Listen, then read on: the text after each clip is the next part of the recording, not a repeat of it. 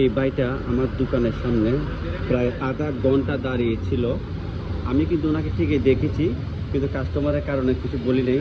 তারপর আমি জিজ্ঞেস করলাম, ভাইয়া কিছু খাবেন কি না? উনি এমন একজন সাদা সরল মানুষ, উনি আমাকে ডাইরেক্ট বলে যে ভাই টাকা নাই। অন্য অন্য ফকিরও আসে, কিন্তু ডাইরেক্ট বলে যে ভাইয়া কিছু খাওয়ান, কিছু দেন, কিন্তু উনি কিছু বলে নাই। 30 মিনিট দাঁড়িয়েছিল। তারপর আমি ডেকে ভাত দিলাম, ভাত খাবার শেষ। তারপর সে আমাকে আর বলে নাই যে আমি দিব কিনা।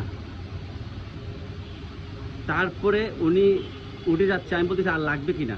উনি আমাকে বলতেছে টাকা নাই। আমি বলি সমস্যা নেই, আরও লাগলে বলেন। তারপর আবার দ্বিতীয় প্লেট দিলাম।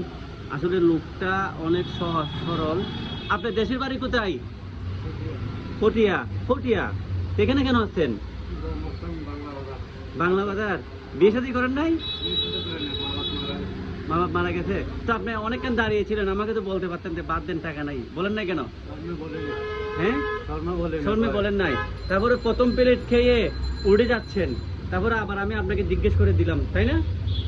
আপনি আবার দ্বিতীয়বার বাদ চান নাই কেন? শর্মে চান নাই। দেখছেন মানুষটা কত পিওর, অথেন্টিক পিওর একটা মানুষ।